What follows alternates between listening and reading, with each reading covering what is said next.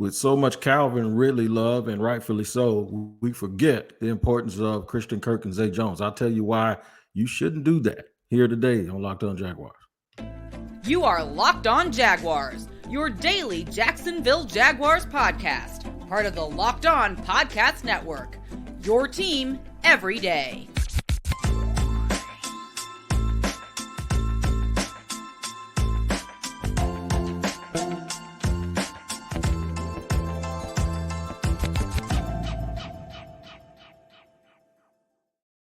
What up, everybody? Thanks once again for joining me, Tony Wiggins, the host of the Locked On Jaguars podcast.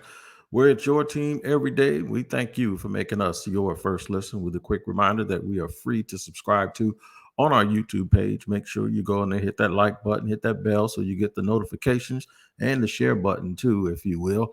Also, if you listen to audio podcasts, make sure wherever you do that at, you tap in every single day to make sure you don't miss an episode. Now, I want to give a shout out to the everydayers. That's right. The everydayers of the Locked On Jaguars podcast. We're so happy to have you every single day. I shouted somebody out yesterday, and if you're not an everydayer, you can be. All you got to do is join us here every day. That's why we call everyone the everydayers. All right, so we're going to get right into it today. I want to talk about remembering Christian Kirk and Zay Jones. You get that new toy and you forget about your old ones, and sometimes there's some value in remembering what it was like to have those other toys, right? Also, I'm going to explain to you why the Ridley edition was made so smooth by, you guessed it, Christian Kirk and Zay Jones, and their unselfishness and the way that they welcomed him into the fray. Also, the number of traits of the Jags' top three wide receivers. Some of them are the same. There's a little bit different with each player. I'm going to go through those things here today. Let's not bury it, though. Everybody understands that Calvin Ridley is the man of the hour because he is the one who has already been established as a super elite prospect at the wide receiver position. Zay Jones and Christian Kirk got paid a year ago. And guess what? Whether folks want to realize it now or not, they were worth every single penny that was spent on them by the Jacksonville Jaguars organization. Every single penny that this organization spent on those two players was well worth it. They earned their money. Christian Kirk with a big year with over 1,100 yards with 84 catches. And surprisingly, right behind him, Zay Jones. Zay Jones had 82 receptions. And I don't know if people realize that. Now, there's a difference of about 250, 300 yards, I believe, in the two statistically. But the bottom line is this. They both still got it done. And they were helped a lot by Evan Ingram having 73 catches last year as well. And the 46 Marvin Jones had 46 catches. We have not and will not forget about that. So it was a total of 285 catches between the number one tight end and the top three receivers. Outside of those two guys, ETN as well as Jamal Agnew both had anywhere between 23 and 30 catches.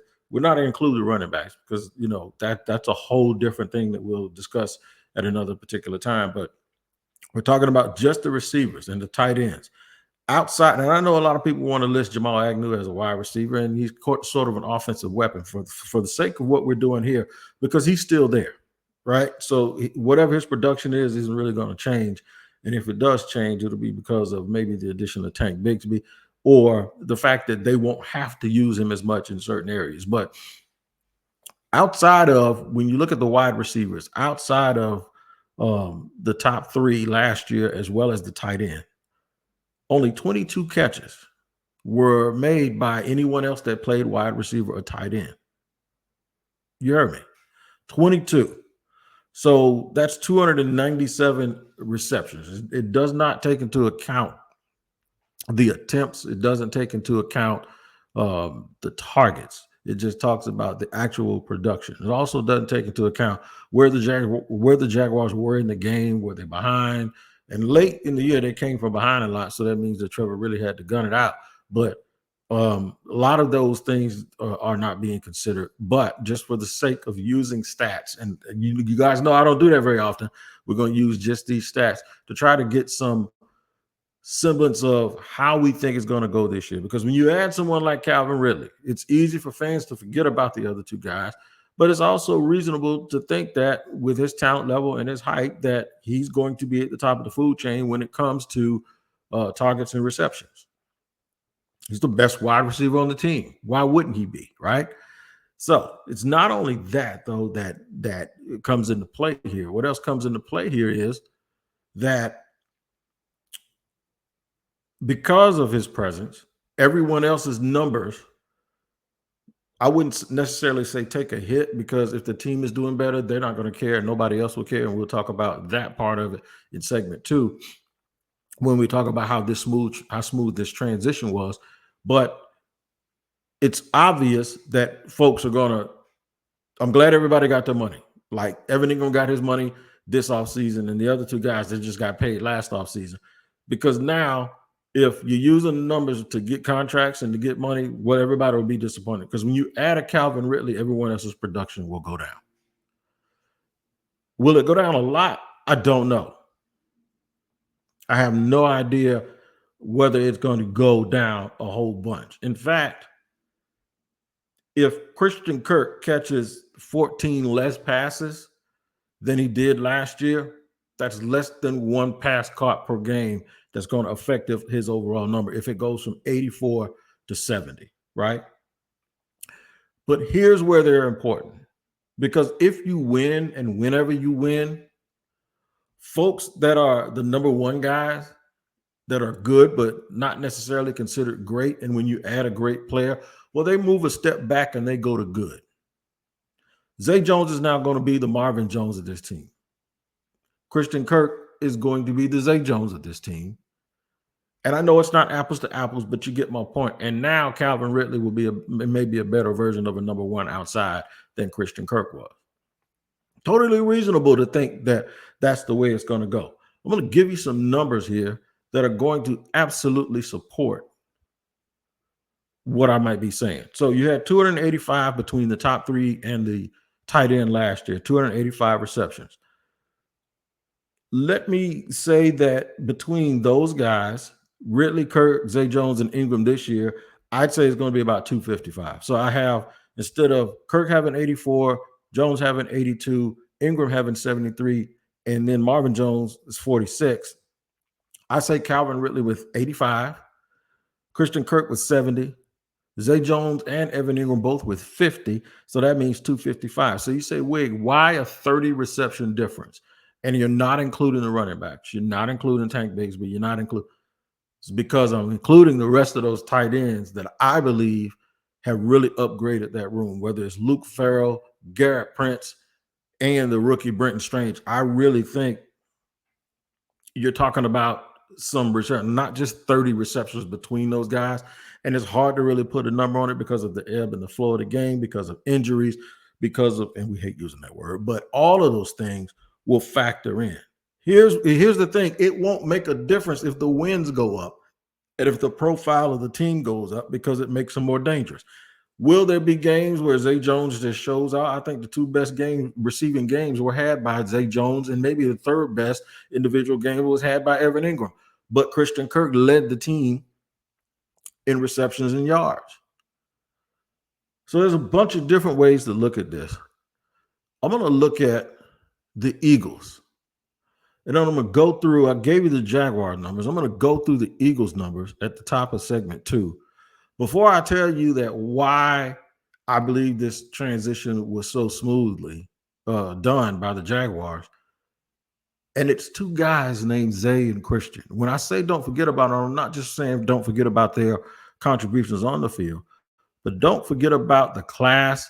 Don't forget about the team first attitude that they've had by welcoming Calvin Ridley to this team. And then they did even more.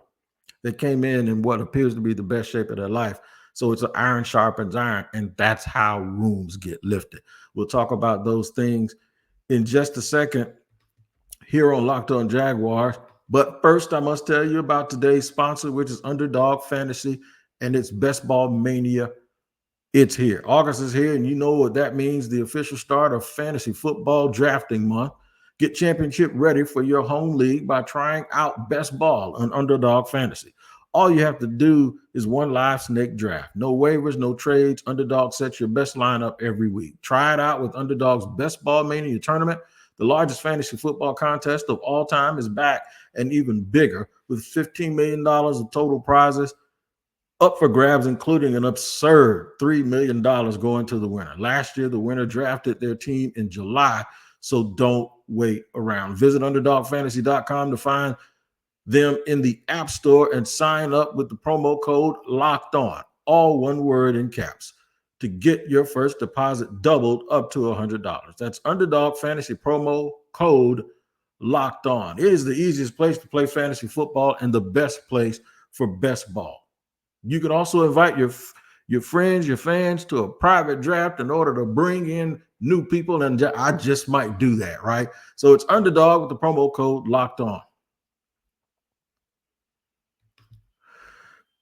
All right, running it down here on Locked On Jaguars here, talking about the addition of Calvin Ridley and why we can't forget about the guys who were here before. It's just so easy for people to move on to the new thing. You know what I mean? And I'm talking about football here, so y'all don't, go all crazy on me when think I'm talking about something else. But honestly, it's easy to move on to the new thing. Sometimes people get a haircut by a different barber and think that barber's better than their barber until they get used to that barber. And they don't realize that guy only cut their hair really, really good because it was the first time and he was trying to entice them to come back more often. Same thing with football. You can forget about how much Zay Jones and Christian Kirk had you going crazy last year because you're thinking about Calvin Ridley, thinking about the number one receiver. And I'm not saying that this team didn't need a number one receiver because we all know that they absolutely did. But I am saying that a team that's going to win championships has multiple layers of players and playmakers that can get it done. We've seen it with the Bucs. We saw it with the Rams. We saw it with the challenge that was put against the Rams a couple of years ago with the Bengals. We have seen it with the Chiefs over and over again. And even when they lose people, they still get more people. So, yeah, the thing is, I'm going to measure the Jaguars right now production-wise to another team that last year added a number one receiver after the year before they drafted the guy that everybody thought was going to be the number one. So the Eagles drafted 2 years ago, they drafted Devontae Smith, had a real good rookie year. But they saw an opportunity to go out and get A.J. Brown. And boy, did A.J. Brown really respond. Now I'm going to show you how that response went on paper. A.J. Brown became the number one. He had 88 catches for 1,496 yards and 11 touchdowns. Sounds like a number one receiver to me, right? Ironically, Devontae Smith actually had more catches than A.J. Brown. He had 95 catches for just under 1,200 yards and 7 touchdowns. The guy fits his role perfectly. Ends up with more catches than the number one guy. The number one guy is the big play guy, the jump ball guy, the downfield guy who's a route runner. He's tough as hell after the catch. Devontae Smith just fit right in and had a season that was very, very good, better than Christian Kirk, who's the Jaguars' number one. And their third receiver, Dallas Goedert, who's considered one of the best tight ends in the league. I would think that people say he's better than Evan Ingram. He had 55 catches to Evan Ingram 73. So this is where it shows you there's not necessarily the numbers, but the impact. Quez Watkins was their fourth receiver, had 33 catches on 51 targets, right? So that's 268 balls to their top four guys. The Jaguars had 285. I'm telling you that this year, if they have 255, that is going to be a success. Were the Eagles successful with the way that they did it? Yes. I don't know, though, that the Jaguars' top two will have that much separation from everybody else. There's a 40-catch difference between Devontae Smith and Dallas Goedert. I don't know if there'll be a 40-catch difference between Christian Kirk and Zay Jones and Evan Ingram. But you can see how it can line up, and it could be a little bit different, right? We'll talk about the different characteristics, too, in segment 3, but it's going to be very, very important. One of the things that's going to play a huge part in this is how these guys get along. And one of the things that I believe made this transition so smoothly for Calvin Ridley is the fact that these guys get along. These guys are team first dudes. And they've been worth their money in more ways than one. And if there's anything you want to give Trent Baalke some credit for here and Doug Peterson is they have a type. They believe that a guy's character and fit is super, super important, not just about talent. So when they went and got these two guys last year, the folks thought that they overpaid, include me and folks. But I wasn't mad at them about Christian Kirk. I scratched my head a little bit about Zay Jones because I didn't believe up until that point the money matched the productivity.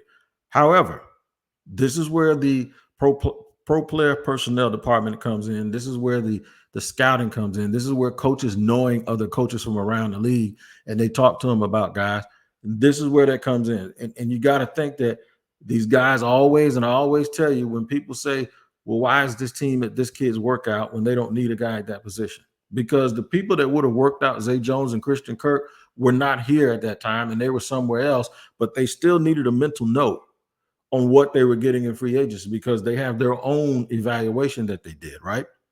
Combine that with the film and the tape that you see, and then combine that with something that we all don't really understand, and that is not where you want to go because everyone wants to go to a title, but more or less how are you going to get there? What's your roadmap to get to the place where you want to go? And character and the ability to be a team guy is one of them. It's the same thing with the running backs this year. We're all on the same team. I'm sure Tank Bigsby heard that Doug Peterson says he wants Travis Etienne to get 1,700 yards. But at the same time, I'm sure Travis Etienne saw Tank Bigsby in practice breaking off a 70-yard run, running in between people and outrunning DBs. And hopefully when these guys see what happens amongst themselves and amongst each other, the first thing that they think about is we're going to be pretty damn good. When you're better, your stats can be less and you could still get the credit for being better. And you could still get the credit that comes along with being a great player.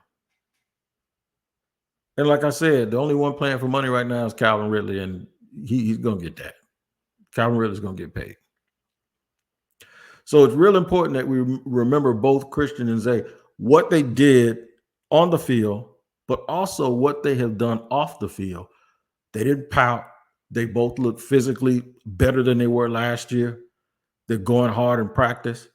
They're looking quicker. In my opinion, in their new roles that they'll play, this will be a situation where the Jaguars will not lack speed and the Jaguars will never have someone on the field that is not a threat to do some big things. Now, I want to talk about the individual traits that I believe makes them all good, the top three wide receivers in particular, because I think they have some similarities, but I also think that they have a few differences in how they play. But make sure you tap into Locked On NFL and make that your next watch 5 days a week, two different a tandem every single day. I'm on with James Rapine on Wednesday, and there are other tandems and guys. I believe Kevin Oestreicher does it on his own on a Monday on the first edition of the show. And then you have like Luke Braun and Ross Jackson and Chris Carter and other guys all week long that make Locked On NFL a must-see podcast. And it's free wherever you get your podcast on YouTube, by the way, on Locked On NFL. And then wherever you get your podcast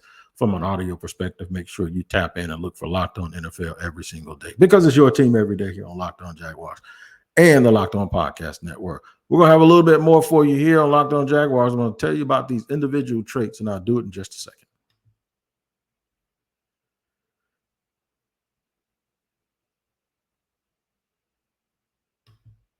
Third and final segment here on Locked On Jaguars. I am Tony Wiggins, the host of the Locked On Jaguars podcast. I'm almost at 5,000 subs on YouTube. Last I checked, I was like 18 away. 18 people away from 5,000 subs. That was a goal I had, and now before the end of the year, I want to double it. But the goal I had when we started YouTube was for me to get to 5,000 subs. And because of you guys, I'm very, very close. Hopefully, it's because you like the content. I know somebody does. I don't know who it is. Somebody dislikes my shows every single day.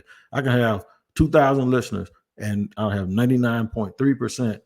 And usually the dislike comes before they even heard the whole show, because I'll publish it and I'll be looking at my data and I'll be like, oh, somebody watched, and I'll get a dislike. And I'm like, wait a minute, the show's 28 to 30 minutes long and I just posted it 4 minutes ago and already somebody said dislike. So shout out to my everyday hater, because I see you and it's all good. Just keep doing it because it doesn't matter. But anywho, what we're going to do now is talk about the individual traits of these wide receivers. So we know, I'll go with the guys that are already here. Zay Jones is a contested ball catcher. Zay Jones can also get really, really deep. And Zay Jones does a real good job of finding the end zone, in the red zone, and finding that first down marker. Now, my wife wanted to fight Zay Jones a couple of times last year because it always seemed like right after you have a really good game, he'd get a case of the drops the very next week. I think that's going to be helped this year because I've seen him and I think he is physically a little bit stronger.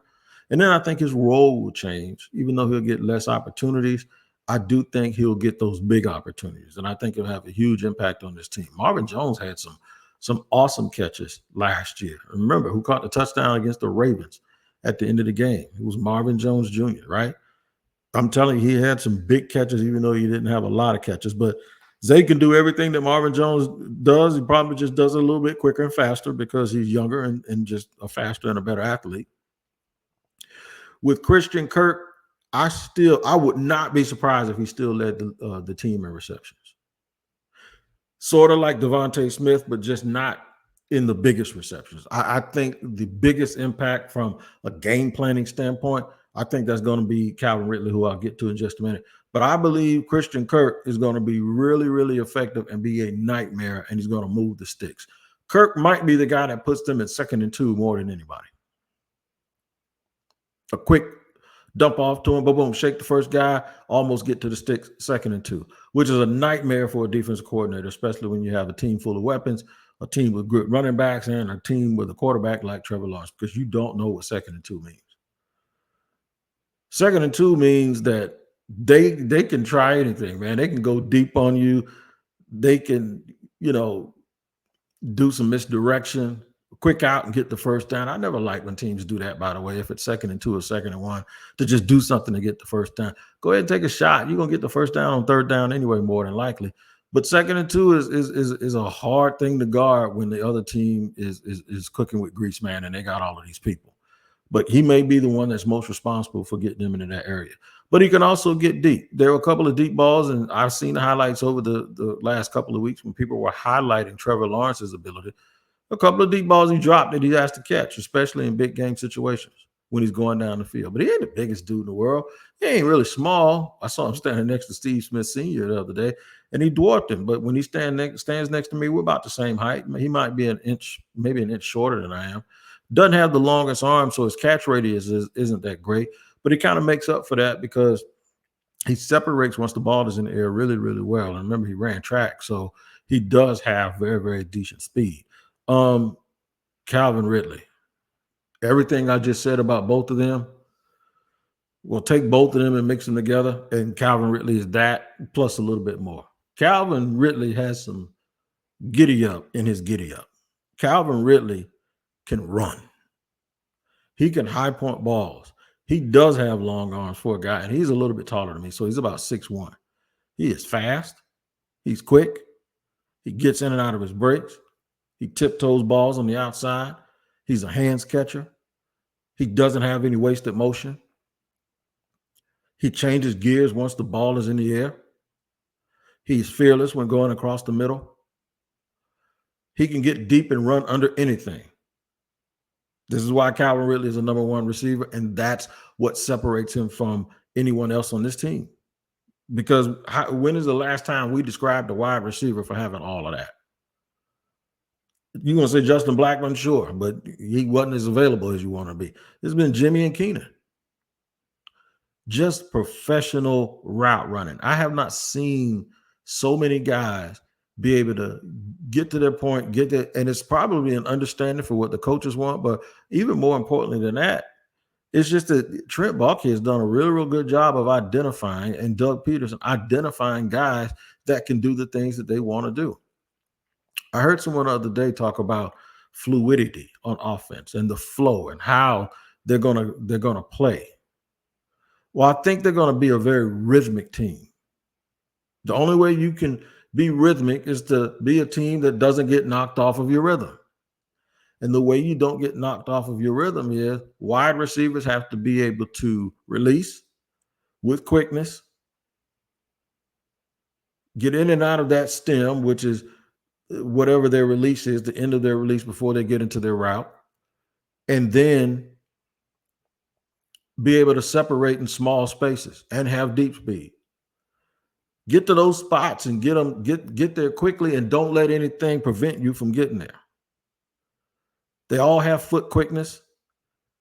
They're not big, but they're not small like Tyreek Hill and Waddle. But they're good size. They're 5'11", 6'1", and 6'2". They're quick, they're long, and they're going to be able to get to those spots. Now, against the Chargers, there were a couple of plays where Zay Jones didn't really separate from Asante Samuel Jr., and Asante was able to make plays. And I know people wanted penalties to be called on those plays, but now he doesn't have to do that. Now Asante Samuel Jr. got to guard Calvin Ridley, and Calvin Ridley is going to do that. And Zay Jones can focus on the things that he does. Zay Jones is a real good tracker of deep balls. And like I said, he finds the first down marker.